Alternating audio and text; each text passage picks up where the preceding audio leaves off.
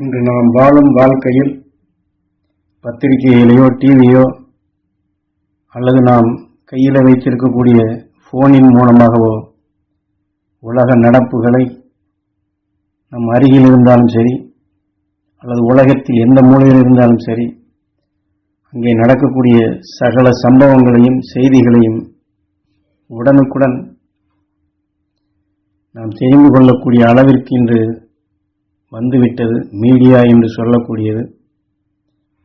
ஆக வெறுமன அதை படிப்பது மட்டுமல்ல, அதில் படங்களையும் நேரடி காட்சிகளையும் அப்படியே காண்பித்து நமக்கு அது காட்டுகின்றார்கள், நாம் பார்க்கின்றோம். ஆனாலும் அதில் நல்ல விஷயங்களாக இருந்தால் அது நமக்கு பயனுள்ளதாக இருக்கின்றது.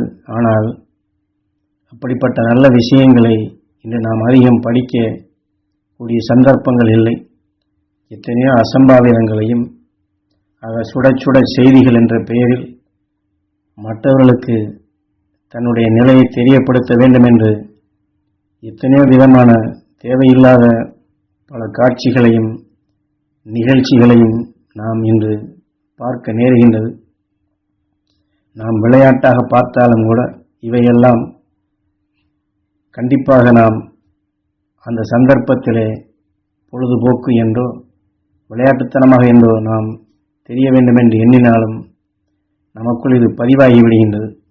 ஆக கொள்ளையடித்தார்கள், கொலை செய்தார்கள், மக்கள் சிதறி ஓடினார்கள், விபத்து நடந்தது, அப்படி நடந்தது, பணத்தை எடுத்து ஓடிவிட்டார்கள், போலீஸ் இருந்தார்கள், அவர்களும் ஒன்றும் செய்ய முடியவில்லை என்று இப்படி எத்தனையோ நிலைகளை நேரடியாக அந்த உணர்ச்சிகளையே அவருடைய முகபாவங்களை இன்னாரை அடித்தார், இன்னார் அதை வேடிக்கை பார்த்தார், இவரும் உதவி செய்தார், அவர் தடுக்கவில்லை என்றெல்லாம் கணவன் மனைவியாக இருந்தாலும் சரி, ஒரு தொழிற்சாலையில் நடக்கக்கூடிய இடமாக இருந்தாலும் சரி, அல்லது உலகில் வளர்ச்சியடைந்த நாடுகளிலே ரோடுகளில் இருந்தாலும் சரி, அமெரிக்காவிலோ மற்ற எந்த இடமாக இருந்தாலும் சரி, ஒருவரை ஒருவர் நேரடியாக இப்படி தாக்கி கொள்வதையும் அவர்களை அங்கஹீனமாக்குவதும் விபத்துக்குள்ளாக்குவதும் விபத்துகள் நடப்பதையும் இப்படியே நாம் பதிவாக்கி கொண்டேதான் இருக்கின்றோம்.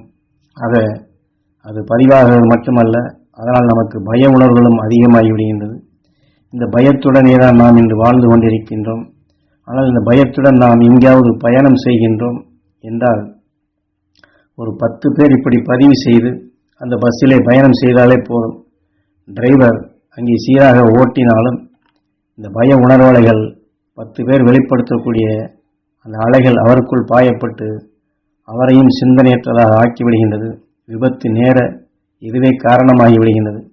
என்றால் நாம் படித்த நிலைகள், பார்த்த நிலைகள் மற்றவர்களிடம் சொல்லி இங்கே இப்படி நடந்தது, இங்கே இப்படி நடந்தது, நீ பார்த்தாயா என்று சொன்ன உணர்வலைகளை எல்லாம் சூரியன் அதிக அளவிலே என்று கவர்ந்து வைத்திருக்கின்றது, படர்ந்து கொண்டே உள்ளது. இத்தகைய உணர்வுதான் அந்த டிரைவரையும் இயக்கி நாம் சாதாரணமாகத்தான் சென்று கொண்டிருக்கின்றோம், மகிழ்ச்சியாக சென்று கொண்டிருந்தாலும் ஆபத்தை விளைவிக்கக்கூடிய நிலையாக இவ்வாறு உருவாகி விடுகின்றது. ஆக நாம் எங்கோ நடக்கக்கூடிய சம்பவங்கள் என்று எண்ணினாலும் அதை கூர்ந்து நாம் இப்படியெல்லாம் நடந்ததா, இப்படியெல்லாம் கூட நடக்கின்றதா, இப்படியெல்லாம் கூட நடக்குமா என்று இதை கவனித்து அந்த பதிவான உணர்வுகள் நமக்குள் இயக்கப்பட்டு பய உணர்ச்சிகளாக தூண்டப்பட்டு இப்படியெல்லாம் இயக்க சக்தியாக வந்து விடுகின்றது. அது மட்டுமல்ல, அங்கே பார்த்த சம்பவங்கள் போல நாம் வீட்டிலே இரவு நேரத்தில் படுத்திருந்தாலும் அங்கே ஒரு கொள்ளை அடிப்பவன் கதவை உடைத்தான், நொறுக்கிவிட்டு பணத்தை எடுத்து சென்றான், அடித்து கொண்டான் என்றெல்லாம் படித்திருந்தால் போதும். இத்தகைய உணர்வு நாம் இரவு தூங்கும் பொழுது ஆன்மாவாக மாறி நம் ஆராதேவின் வலிமையை இழக்கச் செய்து நாம் தூங்கும்போது வீட்டில் இருக்கக்கூடிய அதாவது காற்றினாலோ கதவோ அல்லது ஜன்னலோ டப் என்று அடித்தாலே போதும், அல்லது பகலிலேயே கூட ஒரு கதவு டம் என்று மூடினாலே போதும், எவனோ கதவை உடைக்கின்றான், எவனோ கொள்ளையன் புகுகின்றான், நம்ம ஏதாவது செய்து விடுவான் என்று திடுக்கிட செய்து அதை நாம் திரும்பி பார்க்கும் நிலையை வருகின்றது.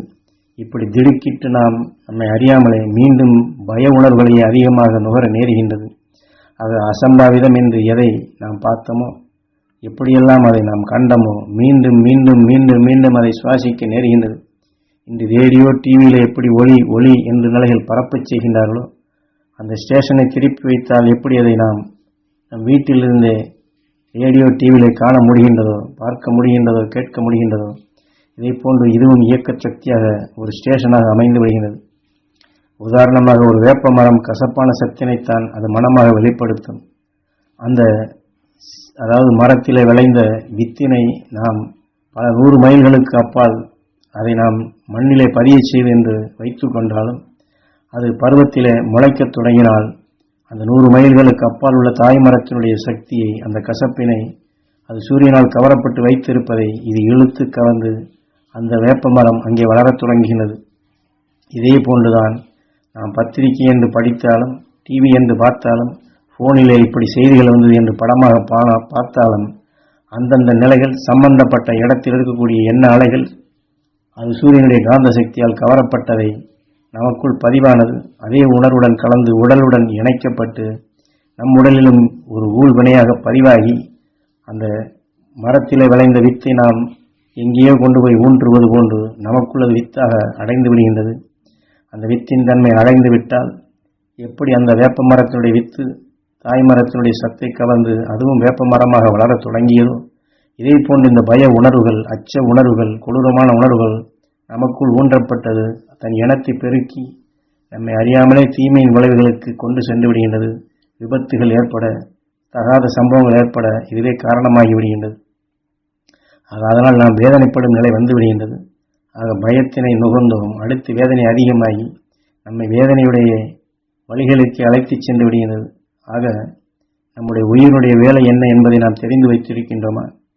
நாம் கவர்ந்த உணர்வினை அல்லது நுகர்ந்த உணர்வினை ஆழமாக பதிய செய்வதும், பதிந்த உணர்வுகளை ஆன்மாவாக மாற்றுவதும், ஆன்மாவிலிருந்து நுகர்ந்து அதை இயக்கி காட்டுவதும் தான் உயிருடைய வேலை.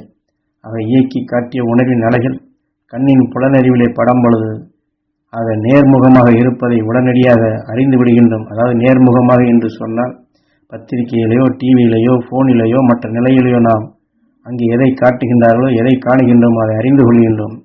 ஆனால் நாம் பார்த்தது படம் என்றாலும் அதற்குள் மறைமுகமாக அந்த உணர்வலைகள் சூட்சுமமாக நமக்குள் செல்வதை அறிய முடிவதில்லை.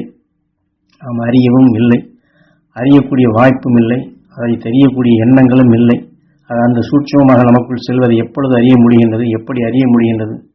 அந்த சூட்சுமமாக நமக்குள் சென்ற அந்த உணர்வலைகள் நாம் சுவாசித்து உடலுக்குள் அதை விளையச் செய்து அதை நாம் விளைந்த நிலைகள் நம்மை இயக்கும் பொழுதுதான், அதே போன்று நடக்கும் பொழுதுதான் அதை அறிய முடியும். ஆகவே இதையெல்லாம் தெளிவாக தெரிந்து கொண்டு கண்ணுக்கு புலப்படாத நிலையில் நம்மை அறியாமல் தீமையாக இயக்கக்கூடிய நிலையிலிருந்து நாம் விடுபட வேண்டும். அப்படி விடுபட வேண்டும் என்றால் நமது குருநாதர் காட்டிய அருள்வழியில் அந்த மகரிஷிகளின் அருள் உணர்வுகளை நமக்குள் அதிகமாக அதை பதிவாக்கி, அதை நமக்குள் வித்தாக்கி, அதை நமக்குள் விளையச் செய்து, அதை மீண்டும் மீண்டும் நாம் நினைவு கொண்டு வந்தால், இப்பொழுது நாம் சொல்லுகின்றமே உலக நடப்புகள் அத்தகைய அலைகள் வந்தால் இந்த மகரிஷி உணர்வுகள் அதை மாற்றி அமைக்கும் சக்தியாக, நம்மை காத்திடும் சக்தியாக, ரிமோட் கண்ட்ரோல் என்று எப்படி சொல்லுகின்றார்களோ அதுபோன்று அந்த எதிரலைகளை இது மாற்றி அமைக்கக்கூடிய சக்தியாக வரும். ஆகவே நாம் அனைவரும் அந்த மகரிஷிகளின் அருள்சக்தி பெற வேண்டும். அந்த மகரிஷிகளின் அருள்சக்தி உலகம் முழுவதும் படர வேண்டும். அகஸ்திய மகரிஷிகளின் அருள்சக்தி இந்த உலக மக்கள் அனைவருக்கும் கிடைக்க வேண்டும். எங்கோ நடக்கக்கூடிய சம்பவங்களாக இருந்தாலும் இனி நாளை நடப்பதெல்லாம் நல்லதாக இருக்க வேண்டும். இந்த உலகம் நலம் பெற வேண்டும். உலக மக்கள் மகரிஷிகளின் அல்வட்டத்தில் இணைந்து வாழ வேண்டும். உலக வாழக்கூடிய மக்கள் அனைவரும் நல்லவரே, அனைத்து நிலைகள் நல்லதாக அமைய வேண்டும் என்று இதையே மீண்டும் மீண்டும் நாம் தியானித்து இதை தவம் இருக்க வேண்டும். ஆக பத்திரிகையை படித்து, டிவியை பார்த்து, போனை பார்த்து தேவையில்லாத உணர்வுகள் பதிவாகி அது நமக்குள் வலுப்பெறுவதற்கு மாறாக இந்த மகரிஷியின் உணர்வுகளை அந்த சந்தர்ப்பங்களிலெல்லாம் இதை மாற்றி இதை வலுப்பெற செய்தால், ஆக எத்தகைய அசம்பாவிதங்களோ தீமைகளோ விபத்துகளோ நடக்கக்கூடிய நிகழ்ச்சிகள் இருந்தாலும் அதிலிருந்து நாம் எடுத்த மகரிஷி உணர்வு நம்மை ரிமோட் கண்ட்ரோல் போன்று நம்மை அப்பால் அழைத்து சென்றுவிடும். அல்லது நாம் இருக்கும் இடத்திலே அத்தகைய நிலைகள் நடைபெறாது. இந்த உணர்வலைகள் நம்மை காக்கக்கூடிய சக்தியாக இயக்கும். அந்த காக்கக்கூடிய சந்தர்ப்பங்கள் நமக்குள் உண்டு. அது அத்தகைய சந்தர்ப்பங்களைத்தான் நீங்கள் உருவாக்கி கொள்ள வேண்டும். அதை எத்தகைய நிலைகளை பார்த்தாலும் கேட்டாலும் நுகர நேர்ந்தாலும் அறிய நேர்ந்தாலும் அல்லது மற்றவர்கள் மூலமாக அறிய நேர்ந்தாலும் இந்த மகரிஷி உணர்வையை நமக்குள் வலுப்படுத்தி நம்மை அறியாது எதிர்பாராது இயக்கக்கூடிய இந்த உலக நடப்புகளிலிருந்து நாம் நம்மை காத்து, நம் குடும்பத்தை காத்து, ஊரை காத்து, உலகை காத்து சக்தியாக நாம் செயல்பட வேண்டும். இந்த காற்று மண்டலத்திலே மகரிஷியின் உணர்வுகள் காக்கக்கூடிய சக்தியாக இதை பரவச் செய்து சூரியனுடைய காந்த சக்தியால் இதை கவரச் செய்யும். அத்தகைய பழக்கமாக நம் ஆன்மாவை காத்து இந்த பூமியின் பரமாத்மாவையும் காத்து உலக மக்களை காக்கக்கூடிய சக்தியாக நாம் செயல்பட வேண்டும். அத்தகைய நிலைகளைத்தான் ஞானகுரு இந்த உபதேசத்தின் வாயிலாக நமக்குள் பதிவு செய்து காக்கும் சக்தியை வளர்க்க வேண்டும் என்று உணர்த்துகின்றார்கள்.